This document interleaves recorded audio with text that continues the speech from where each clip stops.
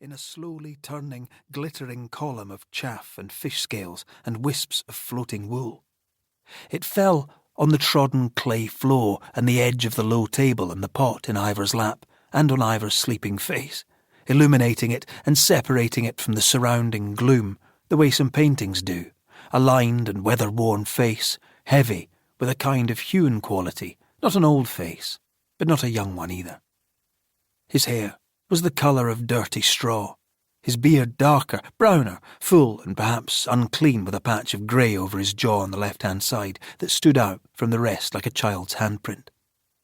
Having no mirror, he had no clear picture in his mind of his own appearance beyond the uncertain reflections he sometimes saw in the island's pools and puddles, though obviously he was conscious of himself in relation to his surroundings, that he was tall enough to have to stoop when he moved about inside the small, low-roofed house, that he was wide enough to fill the doorway when he ducked through it, that he was strong enough, in spite of his illness last winter, to accomplish all the tasks he needed to accomplish.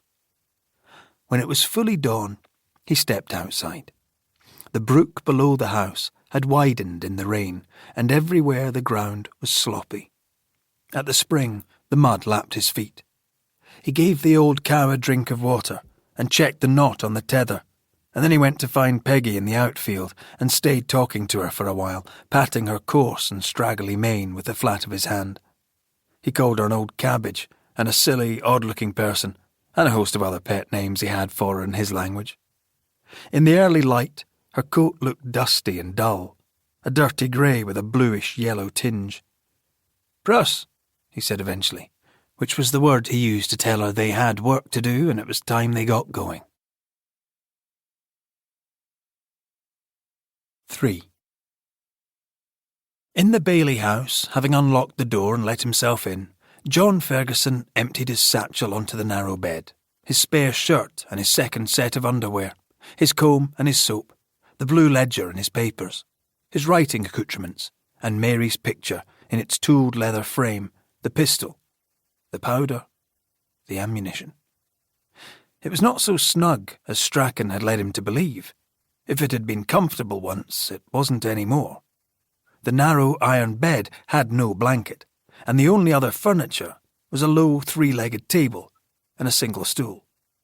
He wondered if he might do better in the church, but when he walked down under a clearing sky to investigate, he found the little grey building was full of hay, and a good part of the roof had fallen in.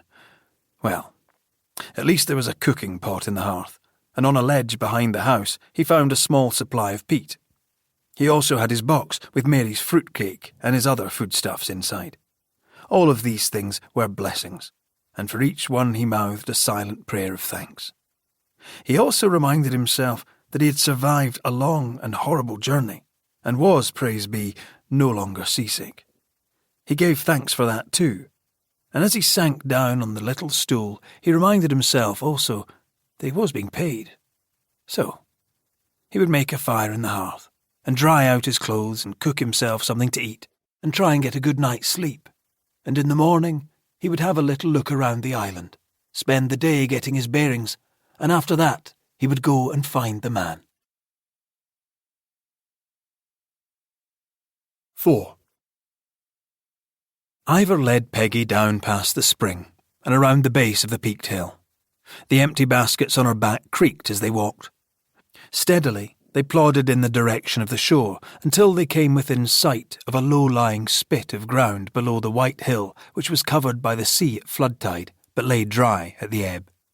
It was dry now, a longish bank that formed a neck of land between the two low stretches of water on either side, and it was towards this slender piece of dry, rocky ground that Ivar, after leaving Peggy to graze, was walking, carrying the wooden box in which he collected and kept his bait. There was hardly any wind, only a faint breeze towards the shore, gentle and steady against his body and his face, and for a moment he stood, enjoying the sensation of the wind ruffling his hair.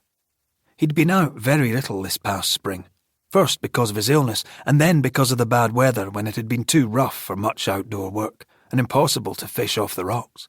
The sea, restless and unruly and wild, spindrift from the heavy breakers striking against the shore and forming a deep mist along the coast.